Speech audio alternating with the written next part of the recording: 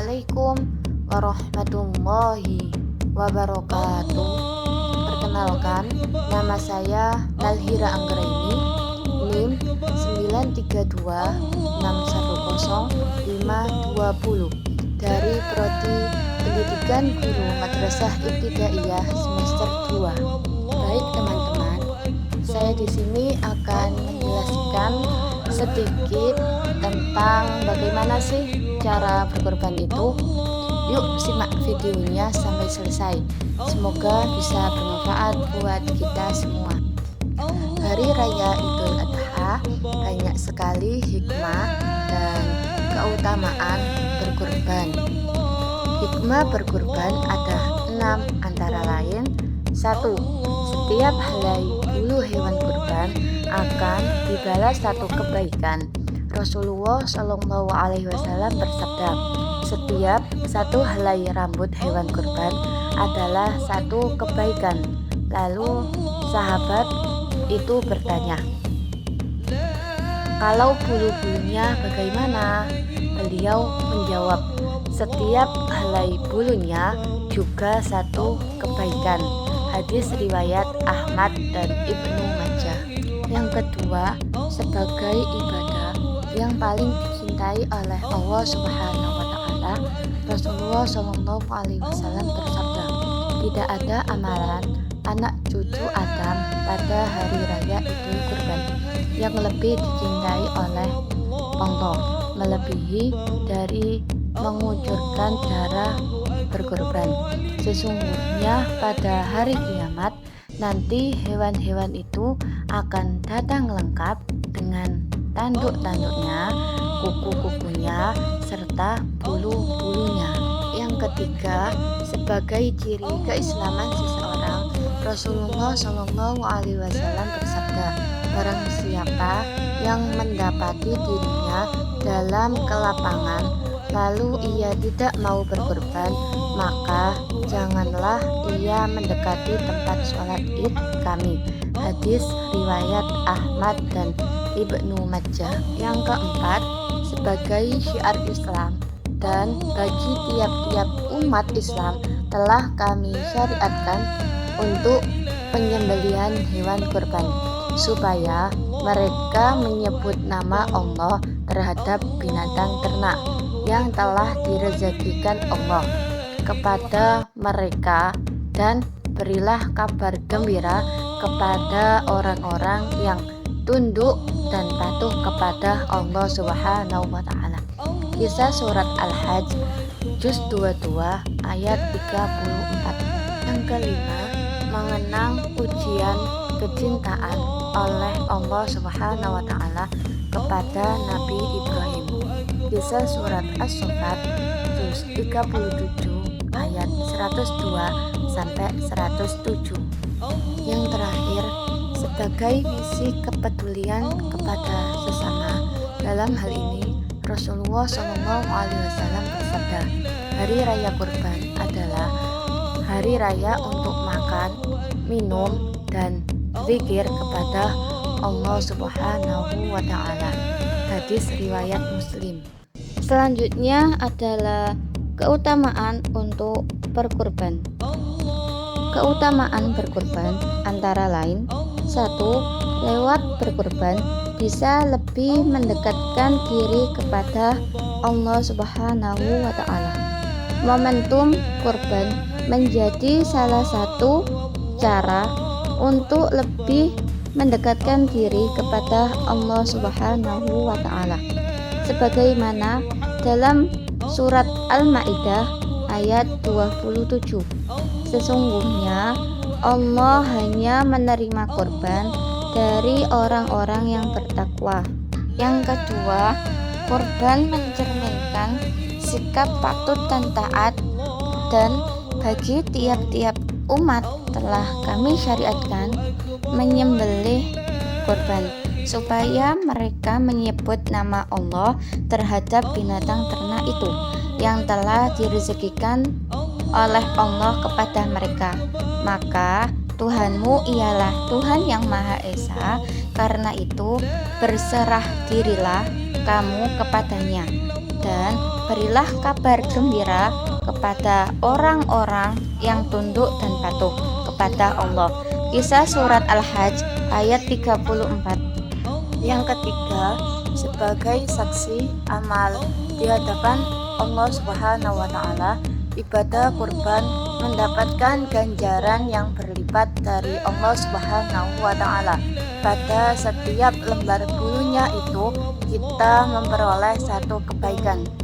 Hadis riwayat Ahmad dan Ibnu Majah. Tidak ada amalan yang dikerjakan anak Adam ketika hari raya kurban yang lebih dicintai oleh Allah Azza wa Jalla dari mengalirkan darah. Yang keempat, membedakan dengan non-muslim. Sejatinya kurban atau penyembelihan hewan ternak tidak saja dilakukan oleh umat Islam setiap hari raya Idul Kurban tiba, akan tetapi juga oleh umat lainnya. Katakanlah, sesungguhnya sholatku, sembelihanku, kurbanku, hidupku, dan matiku hanyalah untuk Allah Subhanahu wa ta'ala, Rabb semesta alam, tiada sekutu baginya. Kisah surat Al-An'am ayat 162 sampai 163.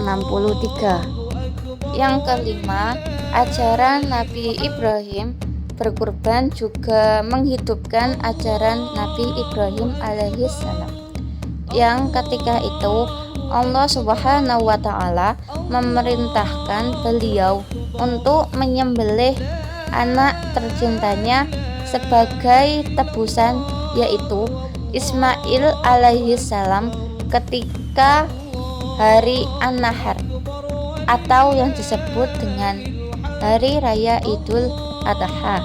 Yang terakhir, berdimensi sosial, ekonomi, dan kemanusiaan. Ibadah kurban menjangkau sisi sosial dan kemanusiaan, aspek sosial. Sebagaimana diketahui, distribusi daging kurban mencakup seluruh kaum muslimin dari kalangan manapun, fakir miskin hingga mampu sekalipun. Tapi pada saat hari raya Idul Adha, semua akan merasakan konsumsi makanan yang sama. Yang selanjutnya kita akan membahas tentang hukum berkurban. Hukum kurban adalah sunnah muakkad, yaitu ibadah sunnah yang sangat dianjurkan dan diutamakan, bahkan mendekati wajib bagi yang mampu. Maka dirikanlah karena Tuhanmu dan berkurbanlah sebagai ibadah dan mendekatkan diri kepada Allah Subhanahu wa ta'ala. Kisah surat Al-Kautsar ayat 2. Yang selanjutnya adalah kriteria berkurban. Berikut adalah kriteria berkurban. 1. Sehat sentosa. 2. Gemuk atau tidak kurus krempeng. Yang ketiga, berkaki sempurna sehingga jalannya tidak pincang.